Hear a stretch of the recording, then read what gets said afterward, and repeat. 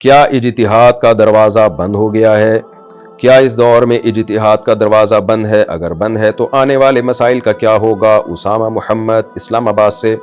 جو نئے نئے مسائل ہیں ان میں اجتہاد کا دروازہ بند نہیں ہو سکتا، ناممکن ہے، کیونکہ دین جب قیامت تک کے لیے آیا تو قیامت تک کے مسائل کا حل علماء نے دینا ہے نا، تو اگر ان میں اجتہاد کی صلاحیت ہی نہیں ہوگی تو وہ کیسے مسائل کا حل پیش کریں گے؟ تو جو بھی ذی استعداد علماء ہیں، جو نئے نئے مسائل ہیں جو پہلے نہیں تھے، تو ان میں اجتہاد وہ کریں گے، اور درست نتیجہ تک پہنچ گئے تو ڈبل اجر، غلطی ہو گئی بشرطے کہ وہ عالم، باقاعدہ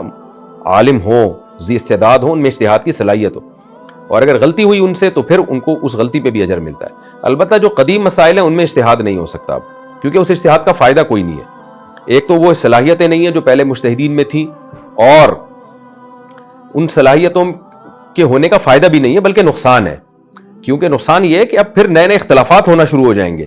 تو اللہ تعالیٰ نے جس چیز کی جب ضرورت ہوتی ہے نا تو وہ ضرورت کے حساب سے رجال پیدا کیے ہوتے ہیں۔ جیسے محدثین کا ایسا حافظہ تھا کہ آج اس کا تصور نہیں ملتا، کیوں؟ حدیث کی حفاظت کے لیے ایسے حافظے کی ضرورت تھی۔ تو ایسے ہی اس زمانے کے جو فقہا تھے ان کو بے پناہ اللہ نے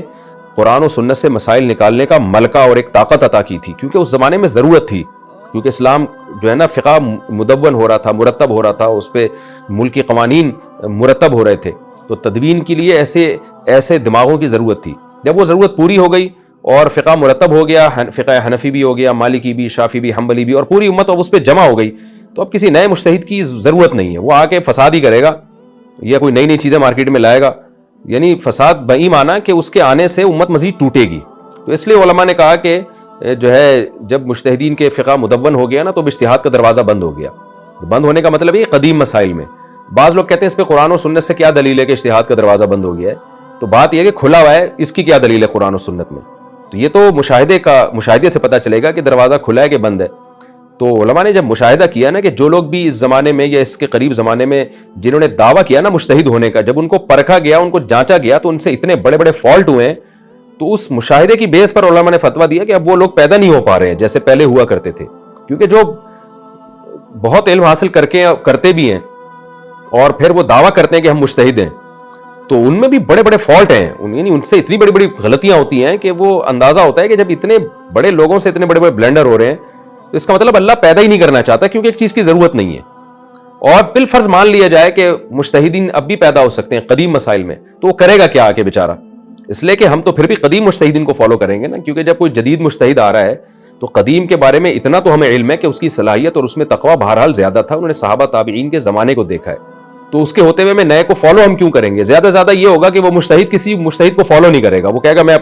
اپنی رائے پہ چلوں گا، تو وہ بھی اپنی ذات تک بند ہوگا، عام مسلمانوں کو اس کو فالو کرنے کا حکم نہیں دیا جائے گا، کیونکہ جب ہمارے پاس قدیم مجتہدین موجود ہیں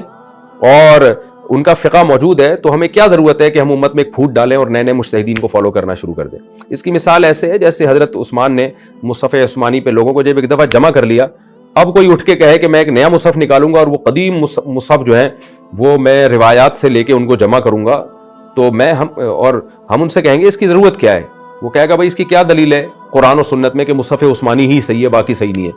تو ہم کہیں گے جب مصحف عثمانی ٹھیک ہے، جس کو آپ بھی مانتے ہو، اجماع امت سے ثابت ہو گیا، تو نئے مصحف کی ہمیں ضرورت نہیں ہے۔ جب ضرورت نہیں ہے تو یہ کام لغو ہے، بلکہ امت میں پھوٹ ڈالنے کا ذریعہ ہے۔ تو اس لیے جب چاروں فقہ مدون ہو گئے، چاروں مجتہدین کے جن کو پوری امت نے مجتہد مانا اور ان کے کتابیں پوری دنیا میں پھیل گئیں، ان کے فالوورز پوری دنیا میں پھیل گئے، کئی سو سال ان کے فقہ کے